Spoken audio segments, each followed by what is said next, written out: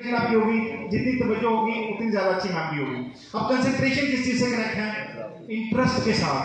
जो तवज्जो है वो दिलचस्पी के साथ कनेक्ट है कि जितना इंटरेस्ट आप लेंगे उतनी आपकी कंसंट्रेशन रहेगी। अब इंटरेस्ट किस चीज़ के साथ कनेक्ट है, जो असल समझने वाली बात है। इंटरेस्ट कैसे डेवलप होता है? क्लियर अंडरस्टैंडिंग के साथ। बीइंग ए टीचर हमारा काम ये होता है कि हमने बच्चे को उस टॉपिक की क्लियर अंडरस्टैंडिंग देनी है। चूंकि अंडरस्टैंडिंग होगी उसका इंटरेस्ट आएगा, कंसंट्रेशन होगी तो उसको वो चीज़ ऑटोमेटिकली याद हो जाएगी। अब अगर किसी बच्चे का, जैसे कोई बच्चा मैथ में कमजोर है, इसका मतलब ये नहीं कि उसे मैथ आती नहीं है। इसका मतलब क्या है कि उसको समझ सही नहीं आई उस मैथ की, जिसकी वजह से वो उसको कनेक्ट नहीं कर पाया। क्लियर हुआ? तो असल चीज स्टोरी कहां से शुरू हो रही है? क्लियर अंडरस्टैंडिंग के साथ। कि आपने क्लियर अंडरस्टैंडिंग के साथ उस टॉपिक को पढ़ाना है और इन स्टेप्स को फॉलो करेंगे तो आपको बहुत सारी चीजें इसमें से मिलेंगी। अब नुकसान क्या हुआ कि जो पहला सवाल आगे ये था, पढ़ने को दिल नहीं करता, कि ये क्यों पढ़ने को दिल नहीं करता। हमारा असल सवाल जो यहाँ से शुरू हुआ था, तो इसकी मेन वजह बेसिकली ये मेमोरी थी जिसकी वजह से हमें याद नहीं हुआ। तो इसके लिए एक छोटी सी एक्टिविटी आपको बताता हूँ कि कैसे ये सारी चीजें बनी। फर्स्ट क्लास छोटे से बच्चे थे और आप पहली क्लास में थे और टीचर ने स्पेलिंग दिया कैलेंडर के याद करने के लिए। तो कैलेंडर के स्पेलिंग लिखेंगे सब लोग, CALENDAR। कैलेंडर के स्पेलिंग लिखें CALENDAR, कैलेंडर। अब ये स्पेलिंग आपको दिए गए कि आपने याद करने हैं और आपने टीचर से पूछा कि टीचर जी याद कैसे करने हैं। उन्होंने कहा इसे बार बार पढ़ो, याद हो जाएगा। और मैंने बार बार पढ़ना शुरू किया, CALENDAR। अब याद करते करते मुझे याद हो गया CALANDAR। इसी के नीचे लिखे CALANDAR, कैलेंडर। कि मुझे लगा पहले भी ये है, बाद में भी है, दरम्यान में भी ये होगा, तो मुझे याद होगा CALANDAR। और जब टीचर ने पूछा कि किसे याद होगा, तो सबसे पहले मैंने हाथ उठाया कि जहीन बच्चा हूँ, मुझे लगा कि मुझे स्पेलिंग याद हो गया। और टीचर ने कहा सुनाओ स्पेलिंग क्या होते हैं। मैंने टीचर को सुनाया CLANDR। अगला रिएक्शन क्या होता है? थप्पड़ पड़ा। मैं खुद परेशान हो गया कि मैं तो ठीक याद किए थे, बिल्कुल सही याद किए थे, गलती कहाँ पे हुई। अब जैसे मुझे थप्पड़ पड़ा पूरी क्लास हंसने लग गई, सारी मोटिवेशन जीरो, डेडिकेशन सारा कुछ जीरो हो गया। और मुझे क्या कहा गया? दफा हो जो, बैठो निकम्मे, पढ़ते नहीं हो, इसको बैठो 10 दफा लिखो। अब मैं बोझल कदमों के साथ कुर्सी पे गया और मैंने जाके लिखना शुरू किया। टीचर बहुत बुरी है, इस तरह मेरे से कोई दुश्मनी है, अल्लाह करे इसका पेट खराब हो, कल से स्कूल ही ना आए, आग लगे, बम फटे, स्कूल तबाह हो जाए। कितना अच्छा होता है, जंगलों में रहते हुला लग करते हैं, किसने पढ़ाई याद कर दी, मेरी जिंदगी याद कर दी। ये सबको ख्याल आए हैं, लाइफ में आए कि नहीं आए हैं? सबको ख्याल आए हैं। अभी ख्यालात के साथ जब मैंने 10 दफा लिखा और मुझे टीचर ने कहा सुनाओ याद हो गया, मैंने कहा जी टीचर याद हो गए हैं। तो मैं क्या सुनाऊंगा? ई सुनाऊंगा या ए सुनाऊंगा? ए वाले स्पेलिंग सुनाऊंगा, क्योंकि मेरी कंसंट्रेशन ही वहां पे नहीं थी। सोच तो मैं ये रहा था कि इनको मेरे से ही दुश्मनी है सारी। अब इन ख्यालात के साथ मैंने जब 10 दफा लिखा तो टीचर ने कहा सुनाओ, मैंने सुनाया CALANDAR, एक्सीलेंट। फिर क्या 2 थप्पड़ और पड़े और मुझे कहा गया कि 20 दफा घर से लिख के लाना है। और उस 20 दफा को लिखने के लिए मैं दिल में यही सोच रहा, कल से स्कूल नहीं जाऊंगा। मामा से कहता रहा मैंने स्कूल नहीं जाना, लेकिन जालिम पेरेंट्स को फिर अगले दिन स्कूल भेज देते थे। और यही सोच रहा, पढ़ना मुश्किल है, पढ़ना मुश्किल है, पढ़ना मुश्किल है, पढ़ना मुश्किल है, मैंने नहीं पढ़ना, पढ़ना मुश्किल है, पढ़ना मुश्किल है।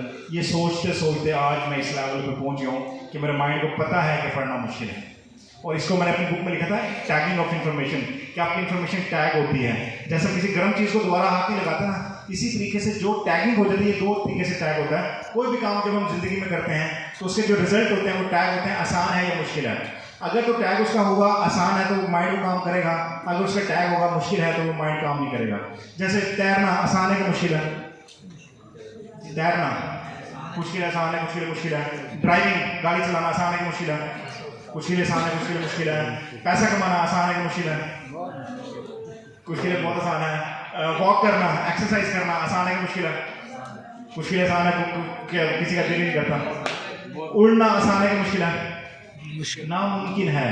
तो कोई भी कैटेगरी जो आसान है या मुश्किल है में आती है वो आपके माइंड लेवल पे होती है। और माइंड सिर्फ एक ही दफ़ा प्रोसेस करता है, बार बार प्रोसेस नहीं करता। जैसे आप पढ़ने का सोचेंगे तो माइंड सबसे पहले टैग चेक करेगा, आसान है या मुश्किल है। अगर तो होगा मुश्किल है, वो आपको रोक देगा। हमें लगता है कि बच्चे पढ़ते नहीं है, बेसिकली उनका टैग जो है वो मुश्किल है हुआ है।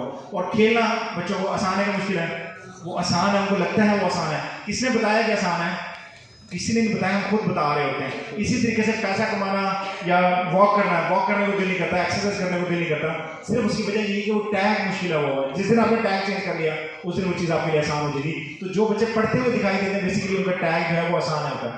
अच्छा, अगर उन टीचर ने मुझसे मेमोरी ट्रेनिंग ली होती और वो समझ जाती कि बच्चे का मसला कहाँ पे आ रहा है, सिर्फ ई और ए को उसने कंफ्यूज कर दिया है। अभी जैसे मैंने आपको बताया कि किसी भी चीज़ का साइज बड़ा करते जाए तो वो माइंड को याद रहती है। अब इसी के नीचे आप लिखें CAL, सब लोग लिखें जिन्होंने लिखा हुआ है, CAL लिखेंगे नॉर्मल राइटिंग में, और जो ई है जो कंफ्यूजिंग अल्फाबेट है उसको बड़ा सा करके लिख दें, N ई लिखेंगे, एंड NDAR आपने बाकी नॉर्मल राइटिंग में लिखेंगे, CAL बड़ा सा E NDAR, और स्टूडेंट से बोलेंगे सिर्फ उसने 3 दफ़ा लिखना है, CAL E कैपिटल NDAR। अब वो ख्यालात उसके जहन में यही चल रहे होंगे, टीचर अच्छी नहीं है क्योंकि स्टूडेंट्स बाकी दोस्त जो से तो नहीं आया था, लेकिन अब वो जैसे सुनाएगा 3 दफ़ा लिखने के बाद तो कैसा सुनाएगा, CAL E ऑटोमेटिकली उसके जहन में आ जाएगा कि E है, उसके बाद और NDAR, तो उसकी सारी ज़िंदगी जो है वो बचाई जा सकती थी सिर्फ एक इस ट्रेनिंग। और इस टेक्निक को आप मेमोरी वोकैबुलरी इंप्रूवमेंट के लिए भी यूज़ कर सकते हैं कि जो भी आपको इंग्लिश का वर्ड समझ नहीं आ रहा, कोई जंबल अप हो रहा है, तो जस्ट उस जो अल्फाबेट है उसको इलाज कर दें, वो चीज़ ऑटोमेटिकली आपको याद हो जाएगी।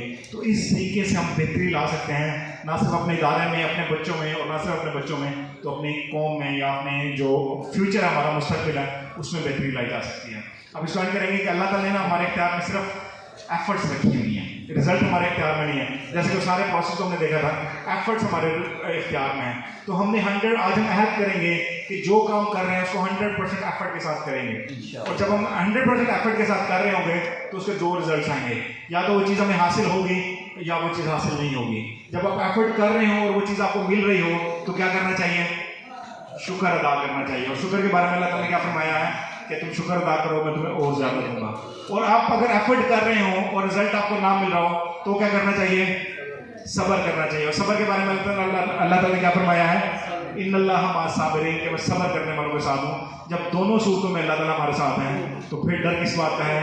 आए मिलके अहद करते हैं कि अपनी तरफ से 100% देंगे। और इसके बारे में हमारे मेंटोर बोलते हैं कि उठबात कमर का डरता है फिर देख खुदा के करता है। आप लोगों का बहुत शुक्रिया मुझे सुनने के लिए, थैंक यू।